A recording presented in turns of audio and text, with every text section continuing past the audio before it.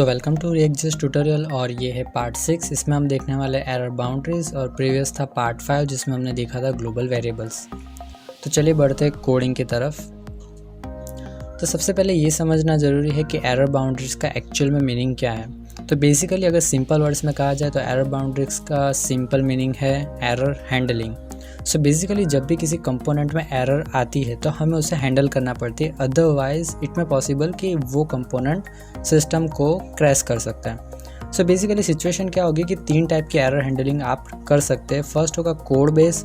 तो कोड में जो आप पर्टिकुलर कुछ कोड को ट्राई कैच ब्लॉक में रखोगे वो होगा code base error handling. Next होगा कंपोनेंट बेस एरर हैंडलिंग। तो उसमें क्या होगा कि आप पर्टिकुलर एक कंपोनेंट की एरर को कैच करोगे और उसके हिसाब से आप अपना डिसीजन लोगे कि अब आगे क्या स्टेप्स लेना है। थर्ड होगा ऐप लेवल, जिसमें क्या होगा कि सारे कंपोनेंट के ऊपर एक ही एरर हैंडलर होगा और वो ही सारी एरर को हैंडल करेगा। सो बेसिकली चले देखते हैं एक एग्जांपल जिससे हमें पता चलेगा कि एग्जैक्टली हम एरर हैंडलिंग कैसे कर सकते हैं। तो सबसे पहले यहाँ पे एक हेलो वर्ल्ड का प्रोग्राम है, इसे हम रन करके चेक कर लेते हैं कि ये रन हो रहा है कि नहीं।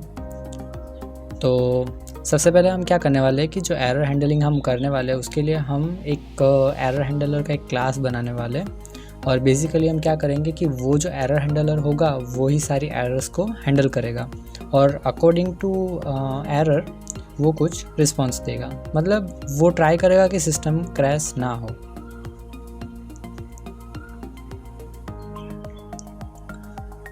तो यहाँ पे एप्लीकेशन रन हो चुकी है हमारी और आउटपुट में हमें हेलो वर्ल्ड दिखना चाहिए और यहाँ पे हेलो वर्ल्ड आ चुका है। अब हम कोडिंग में जाने वाले हैं। तो सबसे पहले हमें क्या करना है, एक एरर हैंडलर क्लास बनाना है। तो मैं सिंपली क्या करूँगा, क्लास और क्लास का नेम, या तो फिर आप एक और अच्छी अप्रोच से करना चाहे तो आप कंपोनेंट में एक नया फाइल बना सकते हैं जिससे और एक अच्छी मॉड्यूलर प्रोग्रामिंग हो सकती है। तो यहाँ पे मैंने बना दिया एरर handling.js, या फिर आप एरर हैंडलर भी बना सकते हैं। तो अब मुझे सिंपली क्या करना है, सबसे पहले रिएक्ट को इंपोर्ट करना है और यहाँ पे मैं क्या करूँगा कि रिएक्ट को इंपोर्ट कर दूँगा और सिंपली नेक्स्ट टास्क मुझे क्या करना है कि क्लास बनाना है। तो मैं सिंपली क्या करूँगा कि क्लास और class name must be same as file name. तो मैंने क्लास का नाम दे दिया है और रिएक्ट के कंपोनेंट से उसको एक्सटेंड करना है मुझे। तो एक्सटेंड करने के बाद मुझे क्या करना है कि यहाँ पे रेंडर और रिटर्न लेना होगा कि जिससे जो मेन यूआई मुझे रिप्रेजेंट करनी है वो हम कर पाएंगे। तो यहाँ पे मैंने रेंडर लिया और रिटर्न लिया। रिटर्न में हम सिंपली क्या करने वाले कि पी टैग लेने वाले और यहाँ पे हम चेक करने वाले कि कंपोनेंट चल रहा है कि नहीं। तो मैं सिंपली यहाँ पे लिखूँगा दिस इज़ एरर हैंडलर और फिर हम क्या करने वाले कि ये कंपोनेंट को एक्सपोर्ट करना पड़ेगा। तो एक्सपोर्ट करने से ही हम ये कंपोनेंट को यूज़ कर पाएंगे।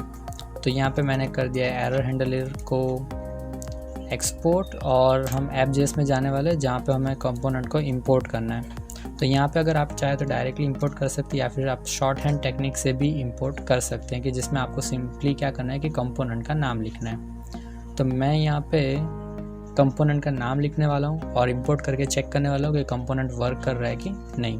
तो सिंपली हेलो वर्ल्ड को यहाँ से रिमूव करने के बाद हम क्या करने वाले कि कंपोनेंट को इंपोर्ट करेंगे और सिंपली मुझे नाम लिखना है एरर हैंडलिंग। तो यहाँ पे कंपोनेंट इंपोर्ट हो जाएगा और सबसे पहले मुझे चेक करना है। तो यहाँ पे दिस इज़ एरर हैंडलर का आउटपुट आ रहा है। अब नेक्स्ट थिंग जो हमें करना है कि यहाँ पे क्या होगा कि हम एक मेथड लिखने वाले कि जो क्या करेगी कि एरर को कैच करेगी। तो वो मेथड हमें लिखना पड़ेगी कंपोनेंट डिड कैच। तो जब भी आप कंपोनेंट डिड कैच की मेथड लिखते हो तो उस टाइम क्या होगा कि किसी भी अगर कंपोनेंट में एरर आ रही है तो वो एरर कैच होगी और यहाँ से आपको नोटिफाई होगा कि ये एरर रेज हुई है। तो उसके हिसाब से आप नेक्स्ट डिसीज़न को डिसाइड कर सकते हो कि ये डिसीज़न अब लेना है। तो सबसे पहले ट्रू फॉल्स बनाना पड़ेगा क्योंकि ट्रू है तो ये कंपोनेंट रेंडर करना है, अदरवाइज़ फॉल्स होगा तो ये कंपोनेंट उसके लिए। तो यहाँ पे मैंने कंस्ट्रक्टर ले लिया है और कंस्ट्रक्टर के बाद मुझे लेना है सुपर और मुझे स्टेट भी बनाना पड़ेगा क्योंकि वही स्टेट से हम ट्रू फॉल्स डिसाइड कर पाएंगे। तो हैज़ एरर करके एक की बनाने वाले और बाय डिफ़ॉल्ट उसको फॉल्स रखने वाले। अब बेसिकली क्या होगा कि अगर एरर आ रही है तभी कंपोनेंट डिड कैच एग्जीक्यूट होगा, अदरवाइज एग्जीक्यूट नहीं होगा। तो मुझे क्या करना है, बाय डिफ़ॉल्ट यहाँ पे तो फॉल्स है तो हैज़ एरर पे मुझे यहाँ पे रेंडरिंग करना है। तो मैं बेसिकली क्या करूँगा कि यहाँ पे जो रिटर्न है वो हम रिमूव कर देंगे और सिंपली हम यहाँ पे लिखेंगे इफ़ स्टेटमेंट। तो यहाँ हमें चेक करवाना है कि हैज़ एरर, अगर यहाँ पे हम नॉट इक्वल टू भी कर सकते हैं। तो अगर ट्रू नहीं है मतलब फॉल्स है, तो अगर एरर नहीं है तो हमें क्या करना है, सिर्फ चाइल्ड को रेंडर करना है। तो मैं यहाँ पे सिंपली बना दूंगा डिवीज़न, या तो फिर आप ले सकते हैं fragment. And I hope so कि फ्रैगमेंट का कंसेप्ट अब आपको क्लियर होगा। तो हम ले सकते हैं फ्रैगमेंट, और अब यहाँ पे हम क्या करेंगे कि प्रॉप्स डॉट चिल्ड्रन को रेंडर करेंगे। तो यहाँ पे हम क्या करने वाले कि this dot props dot children, तो यहाँ पे हम चिल्ड्रन को रेंडर करने वाले हैं। और यहाँ पे हमारे पास एल्स पार्ट है, तो एल्स पार्ट में हम सिंपली क्या करेंगे कि कंसोल डॉट लॉग कर सकते हैं, या फिर आपके पास अगर कोई एरर हैंडलर का कोई कंपोनेंट है तो आप वो भी रेंडर करवा सकते हैं। जैसे कि मैं यहाँ पे सिंपली डिवीज़न में लिखने वाला हूँ कि एन एरर इज़ ऑकर्ड, ऐसे करके भी आप किसी एरर हैंडलर को एक मैसेज प्रिंट करा सकते हैं। तो ये हो गया मैसेज, और यहाँ पे शायद कुछ इश्यू है, हमें चेक करना है। ओके, यहाँ पे हमने रिटर्न स्टेटमेंट नहीं लिखा है, तो एक्चुअली सबसे पहले आपको रिटर्न स्टेटमेंट लिखना पड़ेगा। तो ये हो गया रिटर्न स्टेटमेंट, और ये जो पार्ट है वो हमें मूव करना है यहाँ पे। तो ये फर्स्ट पार्ट कंप्लीट, अब हमें सेकंड पार्ट बनाना है। तो यहाँ पे हो गया सेकंड पार्ट, और ये हम यहाँ पे रिमूव कर दें। तो आई होप सो दोनों कंप्लीट हो चुका है, और यहाँ पे एक्चुअली कुछ एरर दिखा रहे हैं। अब हमें चेक करना है कि एरर क्या है। तो यहाँ पे जो सेमी कॉलन है वो हमें रिमूव कर देना है। तो ये हो गया कंप्लीट। अब यहाँ पे लिखा है हैज़ एरर, आप डायरेक्टली एक्सेस नहीं कर सकते क्योंकि वो स्टेट का वेरिएबल है। तो आपको भी ध्यान रखना कि ये गलतियाँ आप ना करें। जब आप एरर हैंडलर बनाओगे तभी आपको क्लास का यूज़ करना है, अदरवाइज़ आप फंक्शन बेस्ड कर सकते हो। तो यहाँ पे एक और एरर है यहाँ पे जो एंगुलर ब्रैकेट ओवर करना है। ओके, तो एवरीथिंग इज़ कंप्लीट, और यहाँ पे सॉल्व हो चुका है। अब हमें सिर्फ थोड़ा लॉजिक समझना है। एक लास्ट पार्ट, जब भी अगर एरर आएगी तो वो एरर यहाँ से थ्रो होने वाली है, मतलब कि यहाँ पे कैच होगी। तो जैसे ही अगर एरर आती है तो मुझे क्या करना है, सेट स्टेट करके उसको अपडेट कर देना है। तो मैं सिंपली क्या करूँगा कि सेट स्टेट में जो स्टेट है उसको अपडेट कर दूँगा। तो हैज़ एरर में हम ट्रू करेंगे। अब यहाँ पे सबसे पहले हमें समझना है कि एग्जैक्टली हम कर क्या रहे हैं। तो सबसे पहले क्या होगा कि यहाँ पे एरर हैंडलिंग का हमने क्लास बनाया हुआ है जो एक रिएक्ट का कंपोनेंट है, मतलब कि हम कहीं पे भी उसको एक्सपोर्ट करके यूज़ कर सकते हैं, इसीलिए हमने यहाँ पे एक्सपोर्ट किया हुआ है।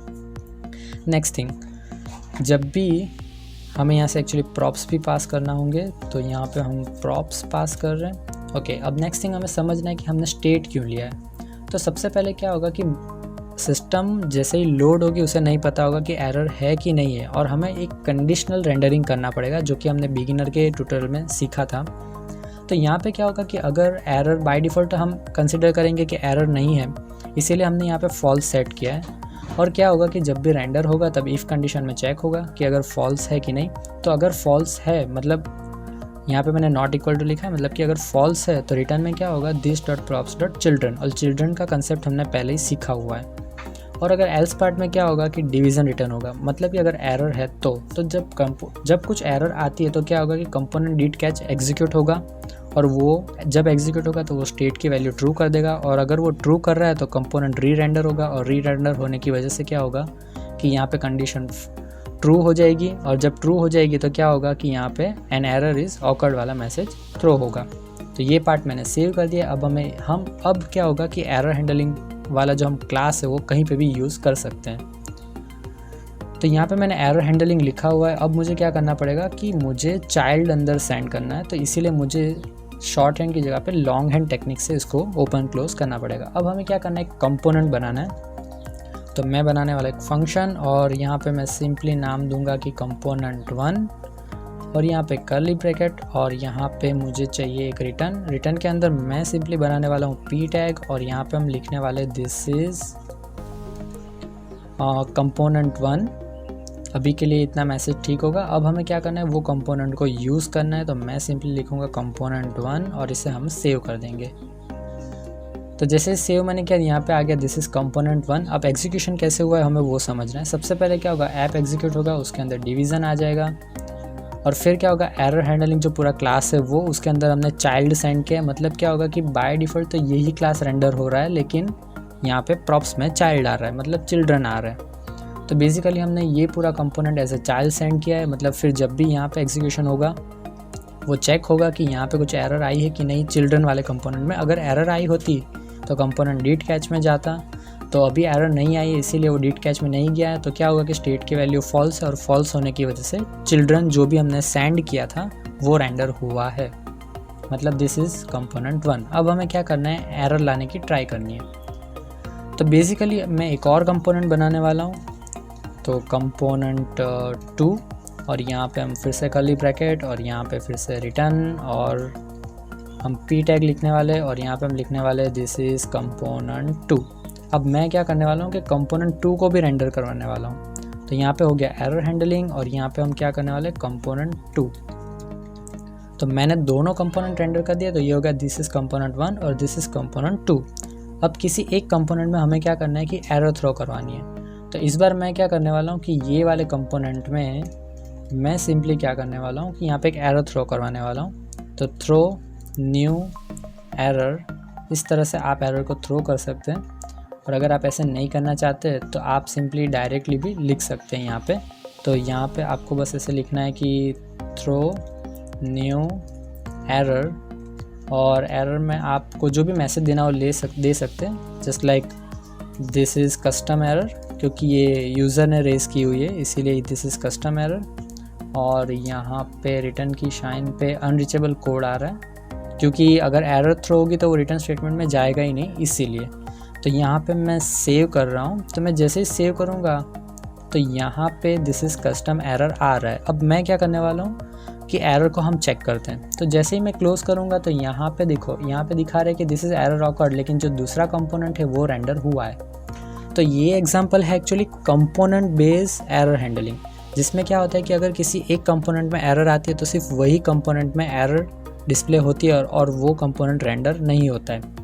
अगर ये जो एप्लीकेशन है अभी अगर ये पब्लिश की हुई होती तो हमें वो जो रेड कलर में जो एरर दिख रही थी, फिर से रिफ़्रेश करके देखते हैं, ये वाली जो रेड वाली एरर आ रही वो नहीं आती, लेकिन हमें सिर्फ ये वाला ही दिखा था। और अगर आप चेक करना हो तो आप इसे रिएक्ट के एक्सटेंशन से, जैसे ये वाला है, ऐसे आप चेक कर सकते हैं कि ये डेवलपमेंट मोड में है। अदरवाइज़ अगर इसका कलर ब्लू होता तो ये दिखा था कि ये प्रोडक्शन मोड में। तो ये था कंपोनेंट बेस। अब क्या होता है कि अब यहाँ पे क्या हो रहा है एक्चुअली कि ये वाले कंपोनेंट में एरर है, फिर भी ये कंपोनेंट रेंडर हो रहा है, मतलब मेमोरी वेस्टेज हो रही है। वेस्टेज कैसे हुई कि जैसे कि अगर आपकी एक वेबसाइट है, आपकी वेबसाइट में हेडर पार्ट है, फुटर पार्ट है, साइड बार है, मेन कंटेंट है, और अगर आपकी हेडर में एरर आ रही है तो बाकी की जो वेबसाइट है वो लोड नहीं करना चाहिए, क्योंकि अगर हेडर में ही एरर है तो बाकी का पोर्शन लोड करना ठीक नहीं होगा। लेकिन यहाँ पे क्या हो रहा है कि एरर आने पर भी ये पोर्शन लोड हो रहा है, तो ये गलत है, क्योंकि यहाँ पे कंपोनेंट बेस्ड रेंडरिंग है। अगर आप चाहते तो यहाँ पे ऐप बेस्ड हैंडलिंग भी आप कर सकते थे। वो उसके लिए आपको नया कुछ नहीं करना है, आपको सिंपली क्या करना है कि ये जो आप मल्टीपल टाइम्स ले रहे थे उसकी जगह पे आपको बस एक ही बार लेना है एरर हैंडलिंग। और जब आप उसको रन करके चेक करोगे तो आपको पता चलेगा कि जो पहले एक कंपोनेंट रेंडर हो रहा था और एक में एरर दिखा रहे थे, उसकी जगह पे यहाँ पे क्या होगा कि एरर ही थ्रो होगी और कंपोनेंट रिटर्न नहीं होंगे। मतलब कि आप मेमोरी का वेस्टेज कम कर रहे हो, क्योंकि एरर आने पे आप बाकी का जो पोर्शन है वो लोड ही नहीं कर रहे हो। तो आई होप सो कि आपको समझ आया होगा कि कैसे आप एरर बाउंड्रीज बना सकते हैं और कैसे आप एरर हैंडलिंग कर सकते हैं। एंड मेक श्योर कि आप चैनल को सब्सक्राइब करना ना भूलें। और इस वीडियो में बस इतना ही, और चलिए मिलते हैं नेक्स्ट वीडियो में।